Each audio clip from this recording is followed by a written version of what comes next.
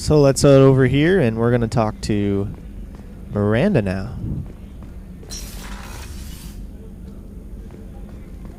Commander, what can I do for you? You have a minute, Miranda? No doubt you've got a lot of questions. Cerberus isn't as evil as most people believe. If I can help allay any of your concerns, I'd be happy to do so. So, what would you like to know? I know what we're doing here, but what's Cerberus's long-term goal? The advancement of the human race. Nothing more, nothing less. The Solarians have the Special Tasks Group. The Asari have their legendary commandos for stealth and recon operations. Cerberus is humanity's answer to those organizations. But those organizations are regulated by governments. Who keeps Cerberus in check? Nobody. We're privately funded and our backers trust the elusive man to make the right decisions. But he's very clear about our goals. Protect humanity and serve its advancement. Are you military or political? Or both? Cerberus has several divisions. Political, military, scientific. But we're all working towards the same goal. The teams you encountered before your accident were mostly part of our military division. But not all Cerberus operations use the same protocols. We try not to get bogged down in bureaucracy or formality. What kind of resources does Cerberus have?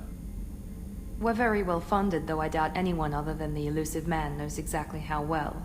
But our resources aren't unlimited. Reviving you and rebuilding the Normandy was a significant investment, and a significant risk. We're all hoping you can do the impossible, Shepard. No pressure. What can you tell me about the elusive man? Not much that you don't already know. Even I don't have access to most of his background. And you've seen more of him than most ever do. It's rare for him to become directly involved in missions, but you're something special. Whatever else people might say about him, I can assure you he's got humanity's best interests at heart. That includes you and me. How can you be sure of that if you know so little about him? I didn't get to where I am without knowing how to gauge people's motives and ambitions, even from brief encounters. He's no saint, and he'd be the first to admit it. But he is committed. Humanity couldn't have a better advocate. Tell me about yourself, Miranda. Oh, I guess that's fair. I've spent the last 2 years learning everything there is to know about you. Well, you should probably know that I've had extensive genetic modification. Not my decision, but I make the most of it. It's one of the reasons the elusive man handpicked me. I'm very good at just about anything I choose to do. You certainly don't lack for confidence. It's just a fact. My reflexes, my strength, even my looks, they're all designed to give me an edge.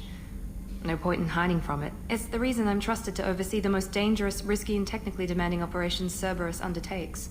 And it's why I was assigned to you. It's my job to make sure you succeed, Shepard. What level of genetic modification are we talking about? That's very thorough. Physically, I'm superior in many ways.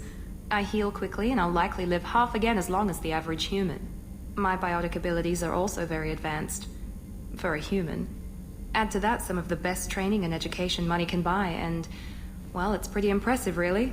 Sounds like you were designed to be perfect. Maybe, but I'm not. I'm still human, Shepard. I make mistakes like everyone else. And when I do, the consequences are severe. Everyone expects a lot from someone with my... abilities. Thanks for the information, Miranda. I'll talk to you later. Of course, Commander. Whatever you need. Well, this is going to be a tough choice here. Am I going to keep romancing with Ashley like I did in the first game, or am I going to move on to some of these new hotties?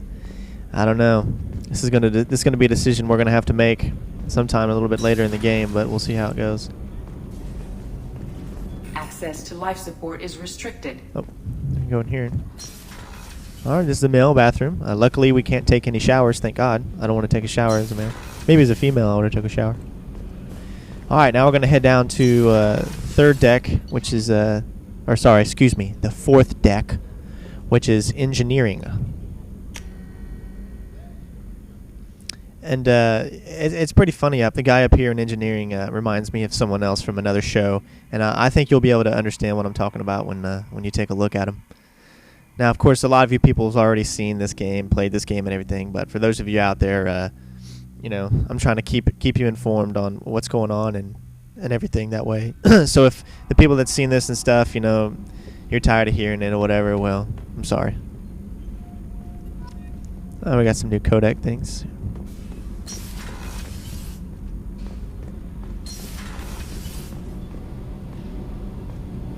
You came all the way down here to see us? You're speaking to our commanding officer. I'm touring the ship, getting to know my crew. I'm Engineer Ken Donnelly, handling the power control systems.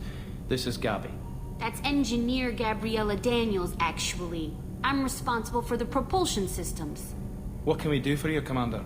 Are you set up okay down here?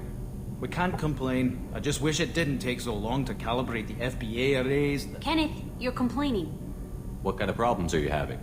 When they upgraded the Normandy design, they got a bit sloppy with the FBA couplings. I won't bore you with the tech, but there is an array of attenuators in the primary power transfer system that channels the field bleed. Kenneth, you're boring the commander with tech. In short, if we had T6 FBA couplings installed, it'd save us a lot of maintenance time each day. Why isn't something like that already installed? It's probably just a design oversight. Efficiency isn't affected. It's a maintenance issue. Also, the T6 model can be hard to find. Nash and Stellar Dynamics discontinued them. We could probably find used ones in the Omega markets, but we have no time for shore leave. Where did you receive your training? Both Gabby and I started in the Alliance, serving on the SSV Perugia. She flew in the first wave at the Battle of the Citadel. We saw Sovereign firsthand. Why did you leave the Perugia? After you died, Anderson lost political clout. The Council backslid on the Reaper menace. They discounted Sovereign as an isolated threat, as a single... Which was bullshit. They said your warnings of a greater danger were mistaken or delusional. We lost respect for Alliance leadership. We need to fight the real enemy, and only Cerberus seemed to be doing that. How did you wind up with Cerberus, Ken? Once you were gone, the Alliance brass descended like vultures, tearing apart everything you'd said. I was very public with my defense for you. I didn't hold back. That's an understatement. If Kenneth wasn't such a talented engineer, they'd have court-martialed him for insubordination. But it got me noticed by the elusive man. He made an offer, and here I am. So why did you join, Gabby? Kenneth and I have been partners in crime since we graduated from Tech Academy. When he got the Cerberus offer, I insisted that it include me. They'd fall apart without me. Thanks, Mum. Also, I love engines, and the Normandy is state-of-the-art. When I got the opportunity to work on her, I had to jump. What do you think about Cerberus? Actually, we don't know much about the organization other than the Normandy team. We know our mission and who's in charge. We're off to kick the collectors right in their daddy bags. That's enough for me. Carry on. Will do, Commander. I'm amazed Shepard came down to see us. Alright, and this is what runs the Normandy SR2, ladies and gentlemen. So, as you can see, it's a lot bigger than the previous one. So, that's the engineer deck for y'all. Now we're going to head up to my captain's quarters.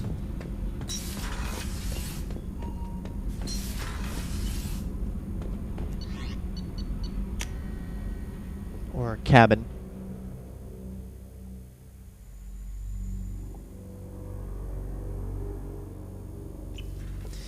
And here we are in the captain's quarters here.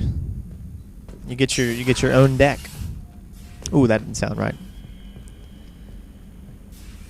Oh, look, it's Ashley. Hey, you can view my achievements and stuff like that. Which, if I viewed them now, that you'll see there's a lot more because, you know, I've already completed this part of the game and stuff. This is the same private terminal that you saw at the beginning next to Yeoman Kelly. So you can check it in your room or you can check it over there, whichever one you prefer.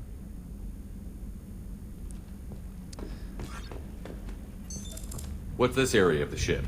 This is the commanding officer's quarters. It's larger than the quarters of other warships I've served on. This is a Cerberus vessel, not an Alliance warship. Accommodations have been made for personal taste. That said, this space is directly under the exterior pressure hull. The fitting yard workers called it the loft.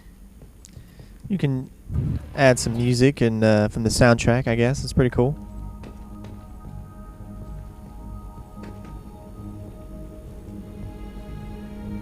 Alright, now this is where you can customize your armor and all that good stuff again, just like you did in the other part.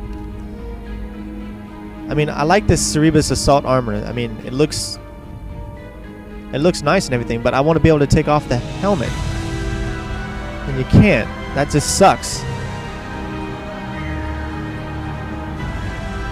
We're going to go ahead and leave this on, though. Let's see how this bad boy looks. So that'll be the armor that we have when we go out for our next mission. So, alright.